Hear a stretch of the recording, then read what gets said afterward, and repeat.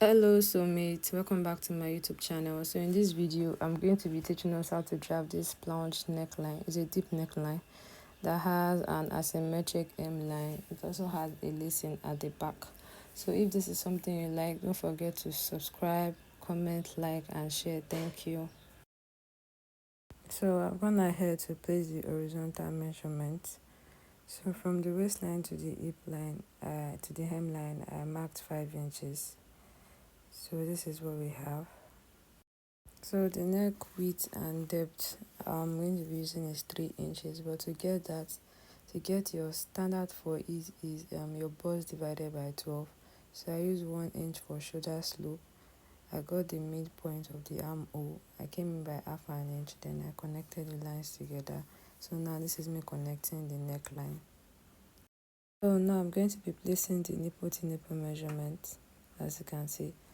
So I'm also going to be placing it on the hemline. I'm using the entire pattern paper. This is due to how the side of the dress is. So the dart intake on both sides is 0.75. So I'm going to go ahead and connect the lines just as you can see. So I'm going to flip it to the other side and connect the lines together just like this.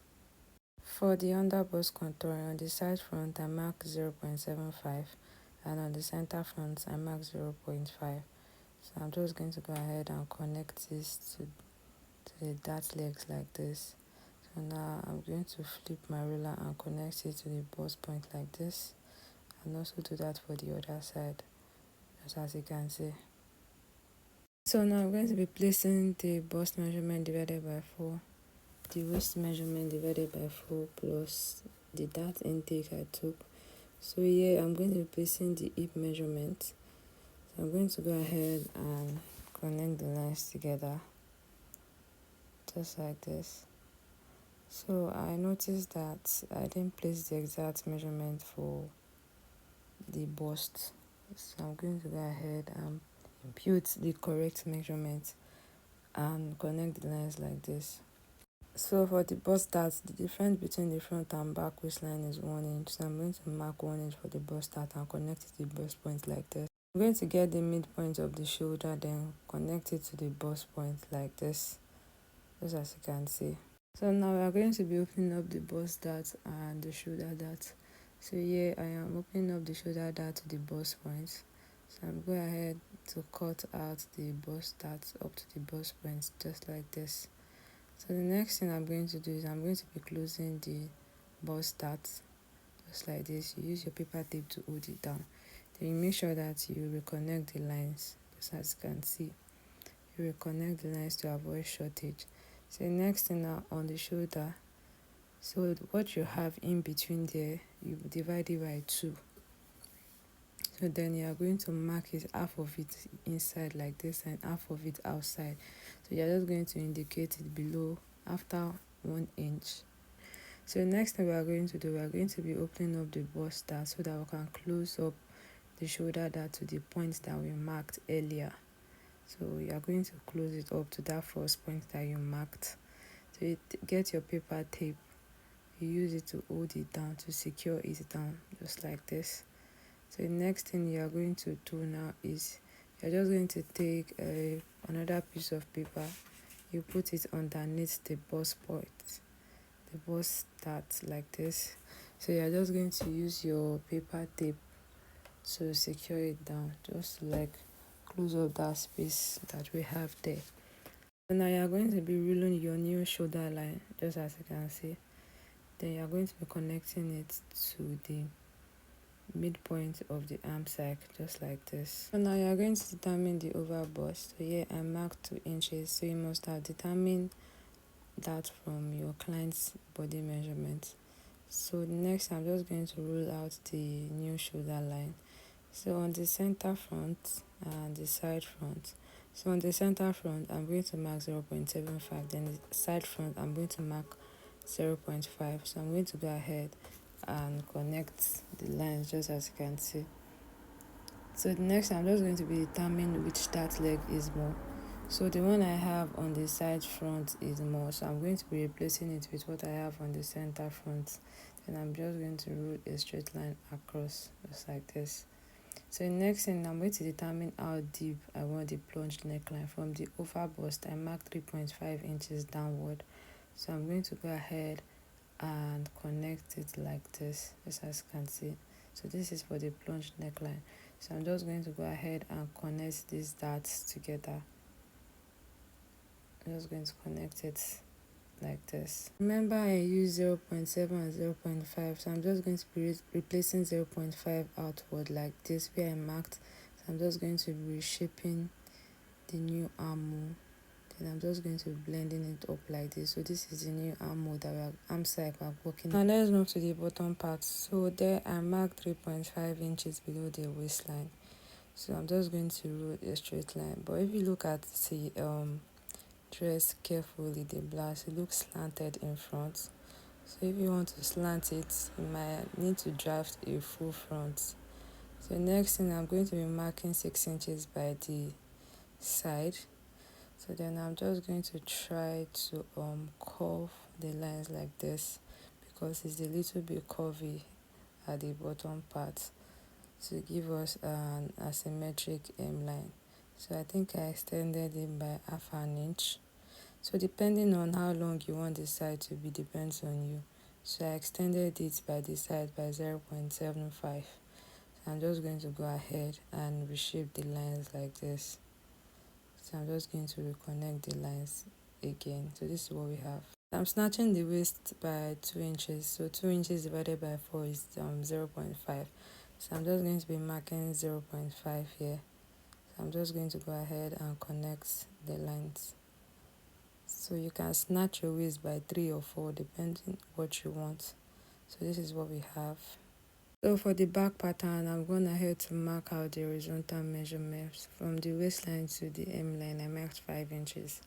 So I've also gone ahead to place the shoulder measurement, and I've gotten the arm side just as you can see. Just the way I did in front, I did the same at the back. So next I'm going to be marking out the bust measurement, the waist measurement, and also I'm going to be marking out the hip measurement. So next thing now, I'm going to go ahead and connect the lines together, just as you can see. And I'm just going to be using the curvy part of the ruler to connect to the hip line, just like this. I'm going to take the front pattern to determine the length from the waistline. So whatever I have there, I'm going to mark it for the back waistline. So I'm just going to mark it down there. So I'm just going to extend the hip measurement. I'm going to remark the hip measurement on that line. So I'm just going to go ahead and connect the lines like this. Below the chest line, I mark 0.5 inches. So I'm going to be connecting it like this. So next thing, on the center front of the back, I went up by 0.5. So I'm just going to take my ruler like this and connect the patterns to give me a nice shape at the bottom. The hemline of the center back, I marked 1 inch, and on the new chest line, I marked 2 inches. So I'm just going to go ahead and connect the lines together. So next thing, I'm just going to be marking 1.5 inches. I'm going to mark 1.5 inches and roll a straight line across.